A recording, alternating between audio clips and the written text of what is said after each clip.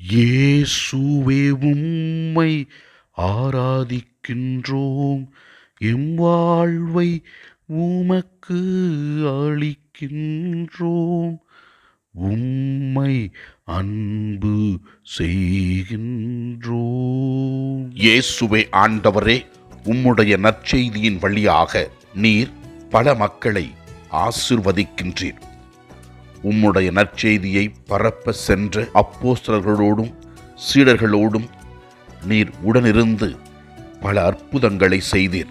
நீர் செய்கிற எல்லா அற்புதங்களுக்காக நாங்கள் உமக்கு நன்றி கூறுகிறோம்.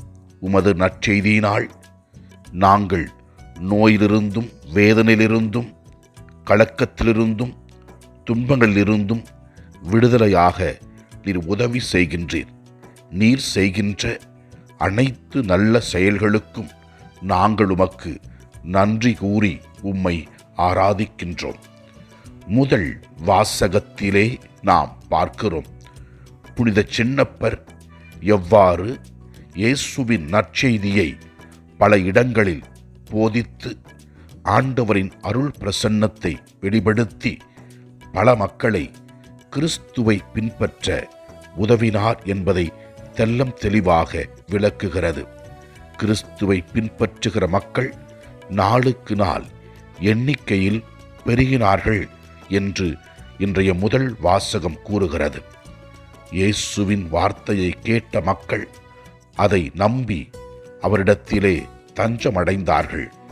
அவரிடத்தில் தஞ்சமடைந்து நம்பிக்கையோடு வேண்டியவர்கள் அற்புதத்தை இன்றும் பெற்று கொண்டிருக்கிறார்கள். நாமும் இயேசுவை நம்பி வருவோம், நமக்கும் அற்புதங்கள் நடக்கும். நற்செய்தி வாசகத்திலே நாம் இவ்வாறு வாசிக்கின்றோம்.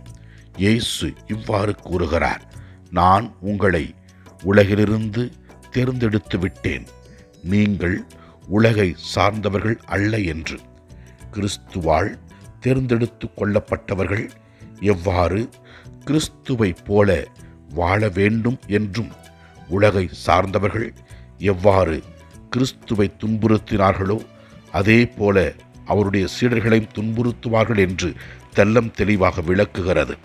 ஆண்டவரே, நாங்கள் எந்த வேளையிலும் எந்த சூழ்நிலையிலும் எந்த துன்பத்திலும் உம்மை பின்பற்றி சாட்சிய வாழ்வு வாழ அருள் தாரும். ஆண்டவரை நோக்கி ஜெபிப்போம்.